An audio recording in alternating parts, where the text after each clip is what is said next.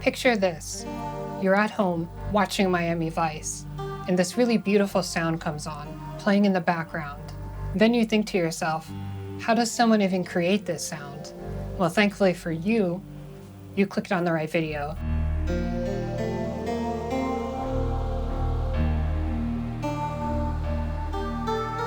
I don't know about you at home, or wherever you are, but I think that sounds straight out of Miami Vice. So what is going on, and how can we make this sound for ourselves? So one thing you have to absolutely keep in mind, we have so many options within our music software. We can do anything we want. But back in the 80s, they didn't have that luxury. So they had to go about things in a totally different way. And if we want to really embody that understanding and spirit of the 80s, we have to think about that framework and limit ourselves in some ways to what they were doing so we can understand the mindset that they were in.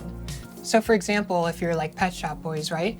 They would record maybe some vocal sounds on one half of the keyboard, and the other they might have some bass sounds. You could split these sounds off on your keyboard and get much more mileage out of your arrangement this way using samplers rather than having to spend so much extra gear on duplicates of synths at that time that were obviously very expensive.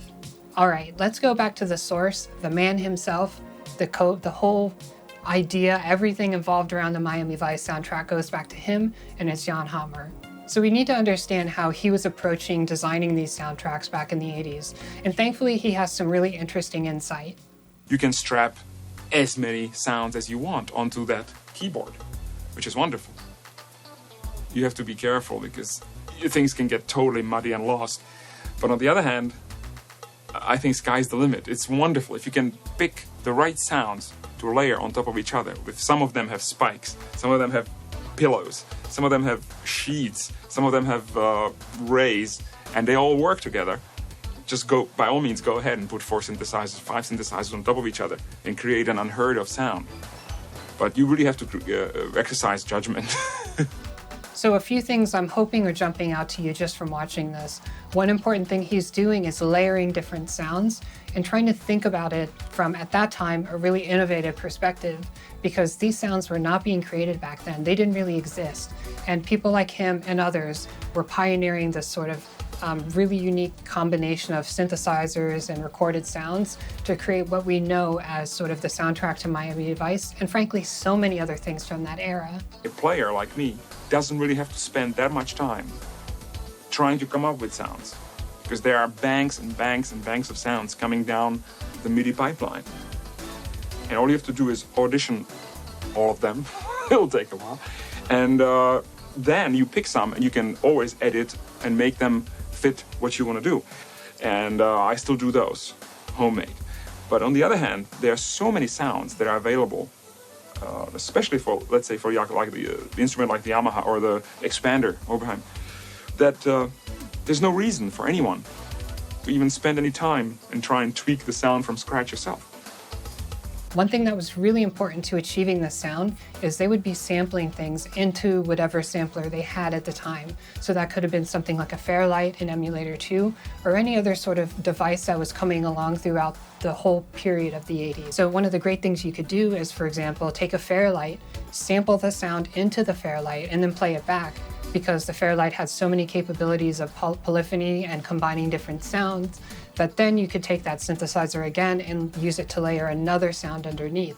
So what was going on is you would be taking sounds and sampling them and replaying them back. And what this specifically was doing, because the sample rates and all of that were so much lower at that time, you would have this really interesting sort of textural element that would be added, because when you're changing the pitch of samples that aren't really interpolated, it creates interesting artifacting. Really, it just creates a rougher, more artificial sound that we really know from that time period. So first things first, we need to find a synth patch that we think is interesting. So one thing I highly recommend, it was really common for the time, and that would be to sample from something like a Yamaha DX7.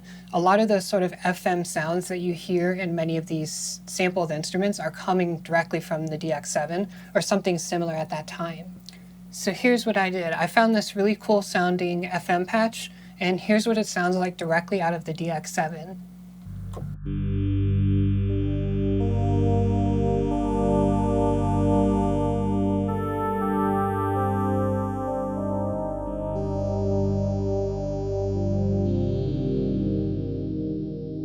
Personally, I really loved the sound of the overtones on this itself. So the sound basically on its own was pretty good.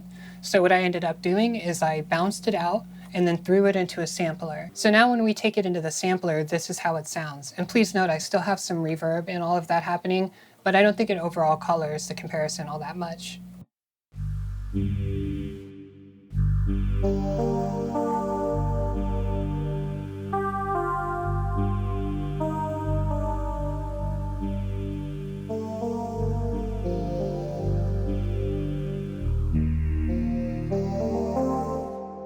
So I think that sounds really beautiful.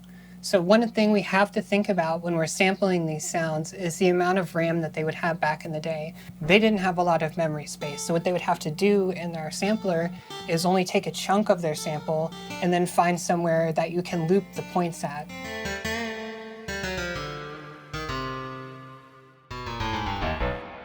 By the way, if you're liking this video, feel free to comment, subscribe, and maybe throw me a like below.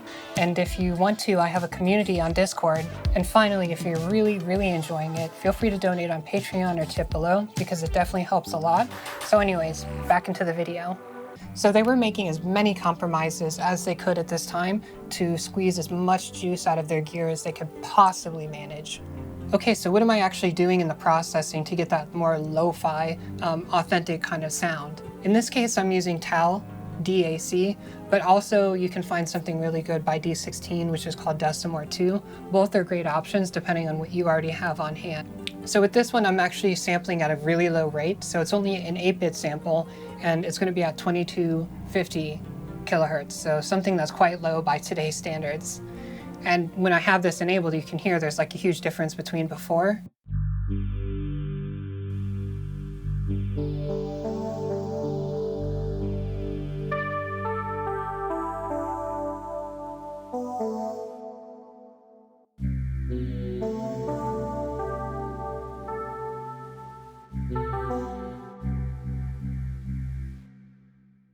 And it gives it so much character in a way that's not the typical way that you hear done in 80s music, where they put like a tape emulator or a cassette sound on top of it to try to fake their way into something that sounds sort of authentically 80s, when definitely home consumer recordings would sound this way over a long time if they're played a lot.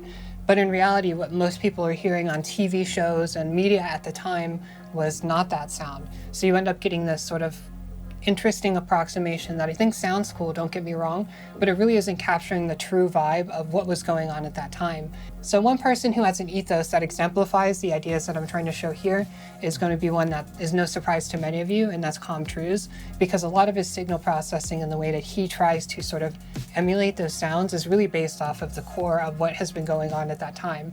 And that's one thing about his music, amongst many other things that I may cover in future videos, that give him his sort of sound, and it's his intentional selection of different ways to process the audio and degrade it and sort of mangle it in ways that sounds much more authentic to what would have happened at the 80s, but with a modern twist and ear and sort of, you know, just a very contemporary sort of way of doing it, which I love, by the way. So what I would say is if you have any of these pieces of software, go through some presets that are lower quality and find something that sounds interesting to you, because really it's about sort of the vibe and the feeling of what was going on at that time. All right, so next there's a guitar sound that I'm using, and I found this from some old sample CDs. One thing I would recommend is seeing if you can track down mono recordings that have no sort of processing done to them in your sound design, because a lot of times when you go on Splice, they're gonna have reverb and all this other stuff that completely conflicts with what we're trying to do here. So just be really careful that you're finding sounds that are sort of dry.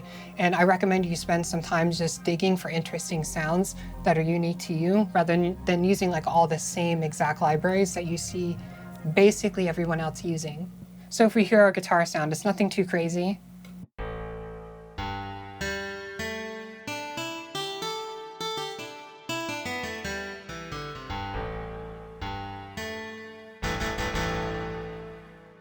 So one thing is we're not sort of using a sample section where there's different samples based on where we're playing on the keyboard. We're just using one sample and trying to make the most out of it.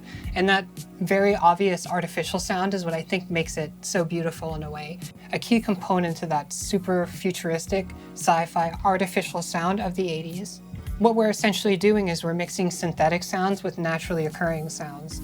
And when we take those naturally occurring sounds and put them into a sampler, they then become more synthetic sounding, thus creating an 80s sort of feel. So this was groundbreaking stuff back then. So if we combine the two sounds we have put together, right?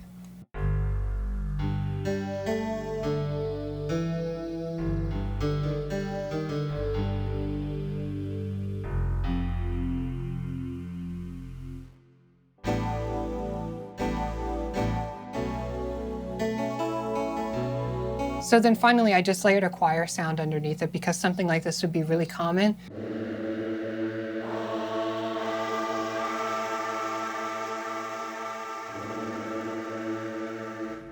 And I chose this sort of choir sound because it really sounds artificial when you play a bunch of the notes together. Like it just sounds kind of cheesy. But when you finally layer everything together, right?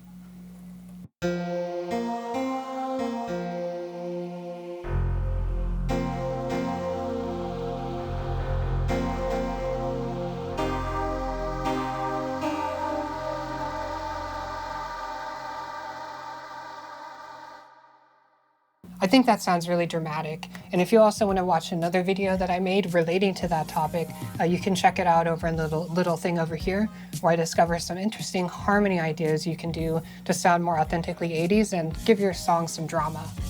So what I think is really important is to sort of take in that philosophy that was existing back in the 80s and reincorporating it back into your modern productions with maybe a bit more of a contemporary lens and combining the two. Almost every electronic keyboard available today comes equipped with MIDI, and this means you really don't need programming skills in order to get your own unique sound. You can combine sounds from different synths in any way you like.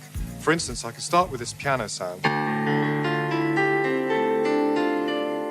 a sustained sound from the Moog, some bells from the JX10,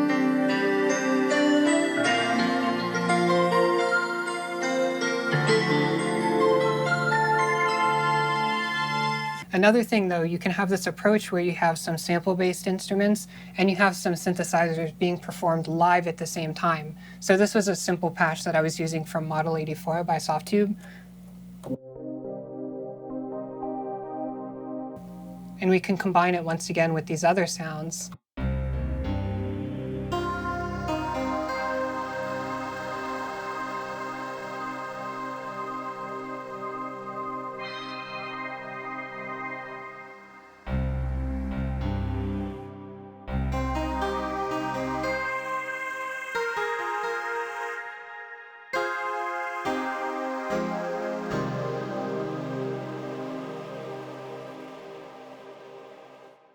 Okay, so once again, you made it to the end of the video. Thank you all so much for taking the time to watch this. I hope you found it helpful and useful in your own song productions, and I appreciate all the kind feedback I've been getting on my other two videos. I've changed my format up a little bit, and it seems to be going really well, so it's definitely appreciated. But anyways, I'll see you in the next video.